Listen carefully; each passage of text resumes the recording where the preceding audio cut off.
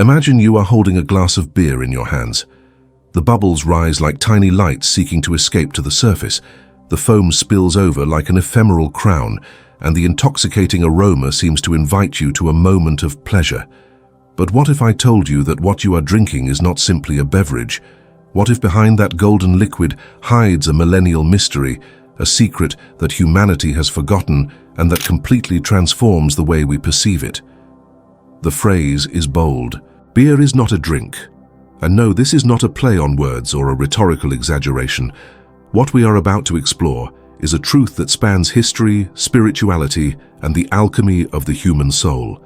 Because beer, more than a simple mixture of water, barley, and yeast, is a portal, a symbol, and a hidden legacy. Its foam, its fermentation, its chemical transformation were seen by the sages of antiquity as a reflection of the process of inner transmutation, a liquid metaphor for the mysteries of life and death. Throughout this video, we will discover how in ancient civilizations, from Mesopotamian cultures to the rituals of Nordic peoples, beer was understood not as a recreational drink, but as an elixir of spiritual contact, a bridge with the divine, a sacred element. We will explore how this golden liquid was considered an offering to the gods, a symbol of abundance, fertility, and communion with the invisible forces that sustain existence. We will also see how, over time, its true meaning was diluted, turning it into a commodity, an object of mass consumption stripped of its spiritual character. However, even today, the keys to its mystery remain intact for those who dare to look beyond the obvious and understand that what we drink can also be a living metaphor of the soul seeking to awaken. On this journey, we will unravel the hidden meaning of beer from an esoteric and philosophical perspective. We will reveal how its preparation is a mirror of the alchemical art and why its consumption in ancient rituals was linked to the awakening of consciousness. But we will also talk about the contrast, how when drunk unconsciously, it can become a trap, a veil that numbs the spirit and distances it from inner clarity. This is not a video about nutrition or the physical effects of alcohol. It is a revelation about the spiritual and symbolic dimension of beer, a forgotten secret that can change your way of relating to it, and even more, your way of understanding everyday objects. Because if beer is not a drink, then what is it? Get ready, because what you will discover in the next few minutes can transform not only the vision you have of a simple glass of golden foam, but also the way you understand the mysteries hidden in the most common gestures of your life. When we hear the word beer, the modern mind immediately associates it with entertainment, celebrations, bars, and gatherings. But if we take a leap in time, if we let our consciousness travel to the civilizations that preceded us, we will discover that this golden liquid was not created for leisure, but for the sacred. Beer, in its origins, was not drunk, it was venerated. In ancient Mesopotamia, considered the cradle of civilization, beer was called, and it was not a simple brew, but a gift from the gods. The Sumerians wrote hymns to Ninkasi, the goddess of fermentation, celebrating the power to transform grain into vital nectar. That fermentation was seen as a tangible miracle, a sign that matter could rise to a new, more refined, almost spiritual state. There we find the first clue: beer as a metaphor for the human being who, subjected to the experience of life, transforms, distills, and awakens. In Egypt, beer was no less sacred. It was offered to deities as part of rituals and accompanied rites of passage like births and funerals. It was said that even the gods drank beer to remain in communion with the earth and with men. For the pharaohs, the fermented liquid was a symbol of abundance and fertility, a reminder that everything in existence is sustained by cycles of transformation. Is not the process of fermentation a mirror of the process of the soul that dies and is reborn in every experience? If we travel to Northern Europe, we discover another fascinating perspective. For the Nordic peoples, mead and beer were considered drinks of immortality. Valhalla, the Hall of the Fallen, was always full of overflowing jugs, because for them, the eternal banquet symbolized not only pleasure, but the celebration of life beyond death. Once again, beer reveals itself as a symbol of the eternal, of what does not die but transforms with every sip. Philosophy also captured this mystery.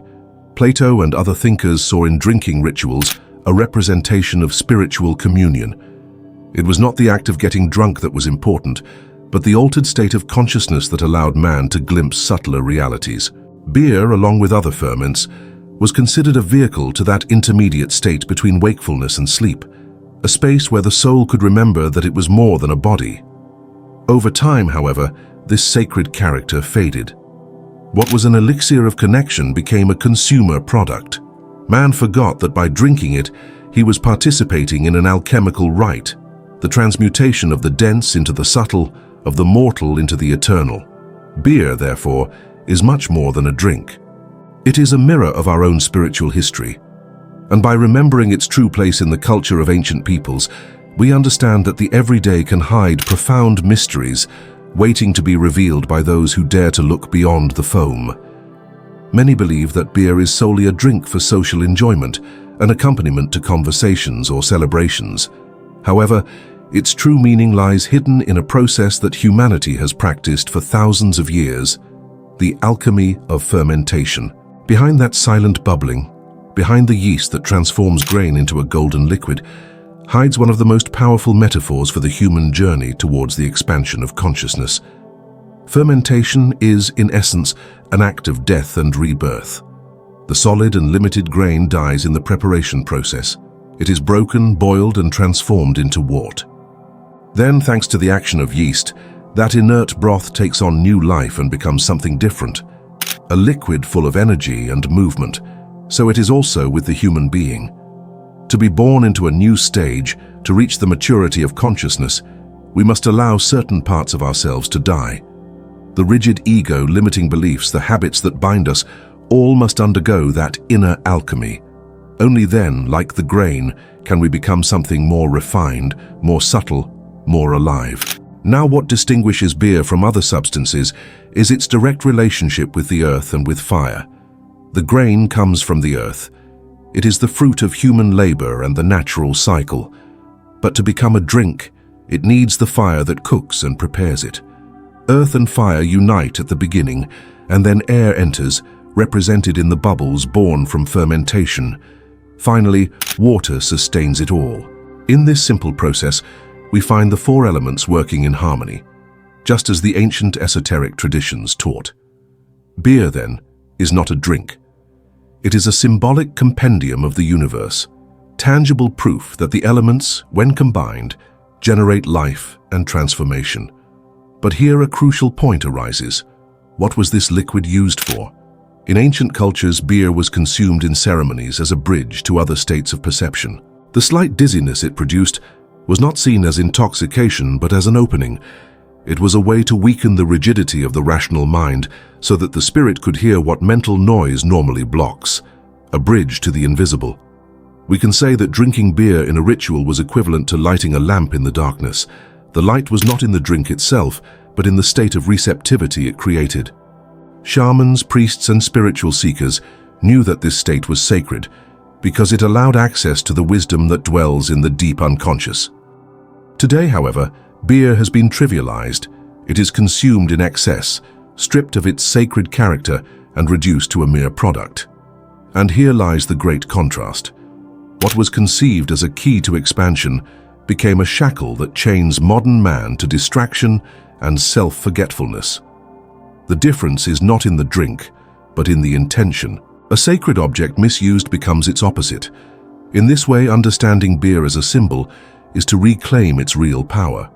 It is not about glorifying consumption, but about remembering the teaching. Everything in nature can be a vehicle for transformation if we know how to look beyond the obvious. The grain that transforms into liquid is the soul awakening after going through its own symbolic death. The bubbling that rises is the spirit remembering its lightness, and the act of drinking in communion is the union with the life that pulsates in every corner of the universe. In this first part, we have opened the door. Beer as the alchemy of the elements and a mirror of the human process.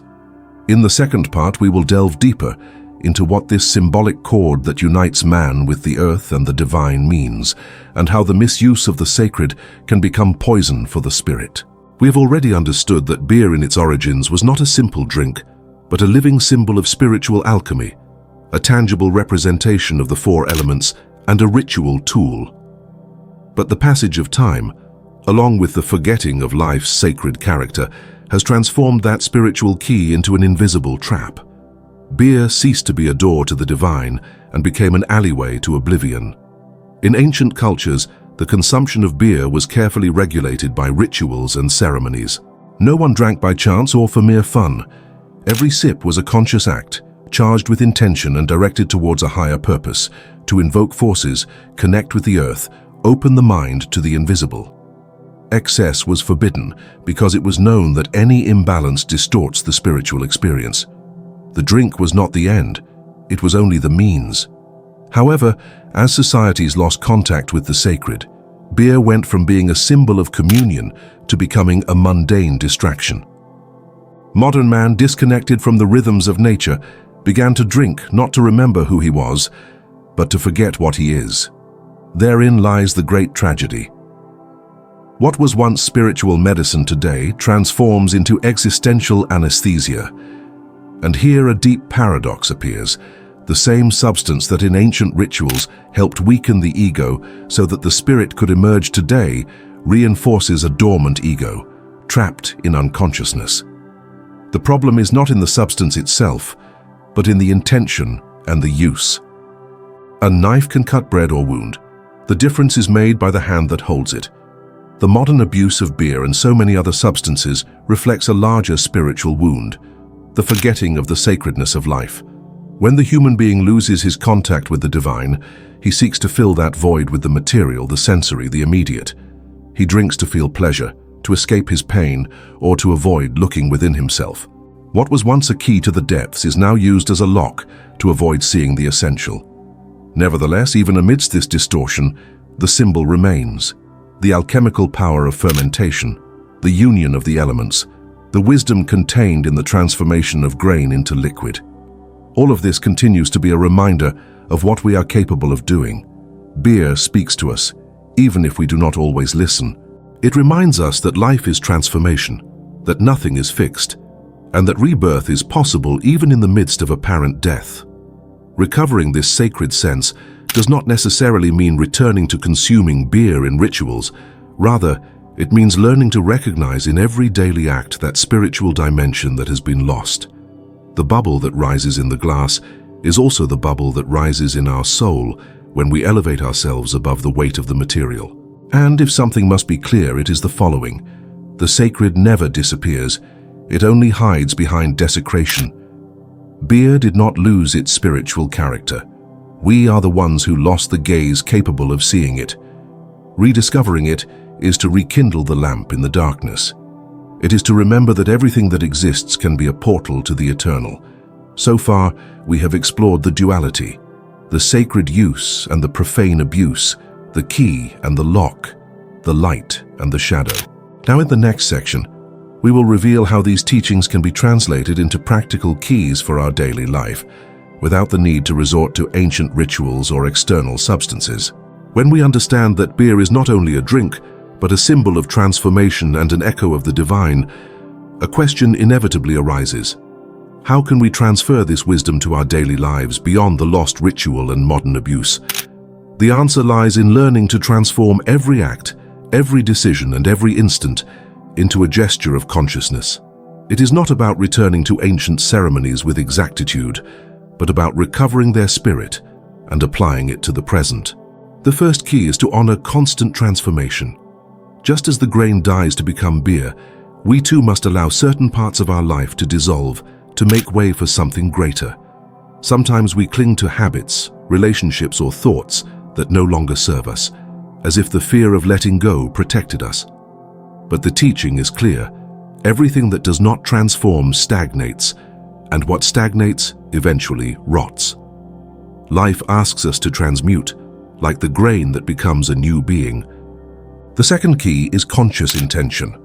In ancient cultures, the ritual was not an excuse to drink, but an opportunity to direct energy towards a purpose.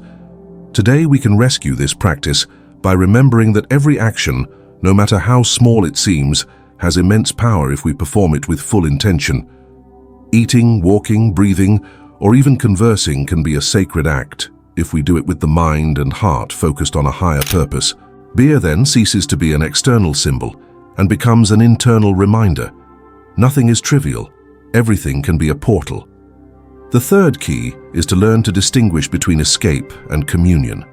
The abuse of beer and so many other substances reflects the desire to escape pain or reality. But true spirituality does not seek to flee, it seeks to integrate. Ask yourself, am I making decisions to forget who I am or to remember my essence? Every time you choose the second option, you recover the lost sense of ritual, even if there is no altar or chants around you. The fourth key is to live in communion with the elements. Water, air, fire, and earth are not just natural forces, they are reflections of the universe within us. The water of our emotions, the air of our thoughts, the fire of our will, the earth of our body, all of them require balance. Just as beer unites the four elements in a single alchemical act, we too must learn to unify them to manifest harmony. Finally, the fifth key is to re-enchant life. We have lost the ability to see the extraordinary in the ordinary, and that is perhaps the greatest tragedy.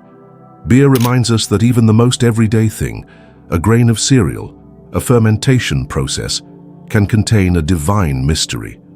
If we learn to see with those eyes, every gesture of our existence regains its brilliance. Drinking a glass of water becomes a blessing. Looking at the sky becomes a silent prayer. Sharing bread becomes an act of communion. The secret, then, is not in beer or any external substance. It is in our gaze. It is in recovering the power to live with consciousness, with gratitude, and with the certainty that everything can be sacred if we so decide. Imagine for a moment that everything we consider every day today, from drinking a glass of water to sharing a meal, regained the power it once had in ancestral cultures. Imagine that behind every gesture you recognized a door, a portal to the sacred. Is that not what we have lost by reducing beer, a symbol of communion and transformation, to a mere consumer product? Beer, in its origin, was much more than a drink. It was the reminder that the gods inhabited the earth, that man could come into contact with the divine through an alchemical process, transforming the simple into the extraordinary. Today, however, we have forgotten that language. We have reduced ritual to entertainment and symbol to merchandise. And the most serious thing is that by doing so, we have forgotten that we too are living processes of transformation. This forgetting is not trivial. When we stop looking with eyes of wonder, when we turn the sacred into the trivial, we move away from our own inner power. It is not beer that has lost its essence. We are the ones who have lost the ability to recognize the divine in it and in everything that surrounds us. But here a powerful opportunity arises to recover the lost ritual in the everyday. You do not need to raise altars or light ancestral bonfires to remember the mystery. It is enough that every action, every thought, and every decision carries the imprint of consciousness. It is enough that you understand that drinking, eating, breathing, or loving are not banal acts, but reminders that life itself is the greatest of temples. Beer then becomes a mirror that shows us our capacity to choose.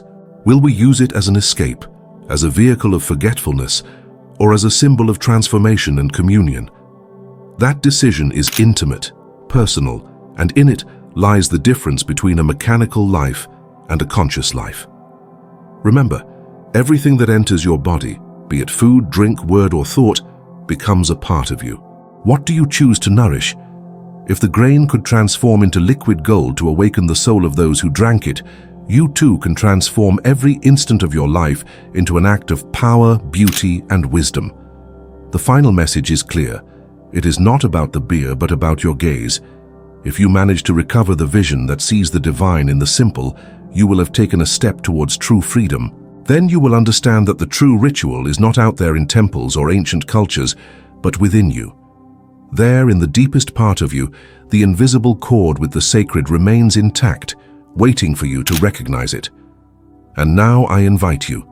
Reflect, question, experiment, look at your life with renewed eyes, and dare to transform the everyday into the sacred. Because perhaps the greatest secret is not that beer is not a drink, but that nothing in this world is. Everything is a symbol, Everything is a message, everything is energy. It is up to you to decide how to live it.